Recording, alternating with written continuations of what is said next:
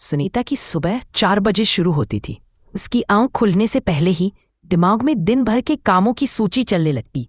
बच्चों का टिफिन, पति की चाय, सास ससुर की दवाइयाँ और ऑफिस की मीटिंग।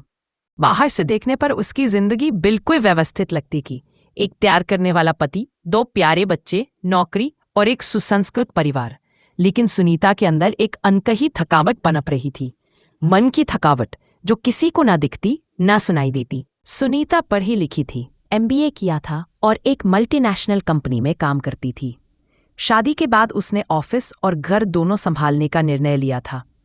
शुरू में सब कुछ नया और उत्साहजनक था, लेकिन धीरे धीरे जिम्मेदारियां बढ़ती गईं और उसे खुद के लिए वक्त मिलना बंद हो गया। हर दिन वह दूसरों के लिए जीती रही। बच्चों की परीक्षाएं, पति की प्रमोशन की चिंता, घर का बजट, रिश्तेदारों की खैरियत। मगर जब वह आईने में खुद को देखती तो वहां एक थकी हुई, अनसुनी और खोई हुई औरत नजर आती। 18 ऑफिस से लौटते समय उसने सोचा, आखिर मैं कब तक यूं ही दूसरों के लिए जीती रहूंगी? क्या मेरा कोई अस्तित्व नहीं? उस रात उसने पहली बार अपने पति से बात की। कहा, मैं थक चुका हूं, सिर्फ शरीर से नहीं, मन से भी। मुझे समझने वाला कोई नहीं लगता। पति, जो हमेशा समझदार और सहयोगी था, चुप हो गया। अगले दिन उसने बच्चों को स्कूल छोड़ने का जिम्मा खुद लिया और सुनीता को ऑफिस छोड़ते वक्त कहा, आज शाम तुम्हारे लिए कुछ खास है। शाम को वह सुनीता को एक योगा क्लास लेकर गया। फिर एक कैफे में दोनों ने चाय पी।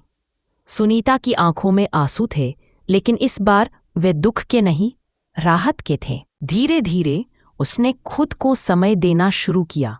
हर दिन आधा घंटा पढ़ने के लिए, हफ्ते में एक बार अपनी सहेलियों से मिलने के लिए और कभी-कभी बिना किसी कारण मुस्कुराने के लिए। मन की थकावट तब होती है जब औरत खुद को खो देती है, लेकिन जब वह अपनी पहचान फिर से ढूंढने लगती है तो वही थकी हुई आंखें फिर से चमकने लगती है। सुनीता की कहानी सिर्फ उसकी नहीं थी, यह हर उस औरत की कहानी है जो हर दिन अपने सपनों और जिम्मेदारियों के बीच झूलती है। लेकिन जब वह अपनी आवाज को पहचान लेती है तो वही आवाज उसकी सबसे बड़ी ताकत बन जाती है।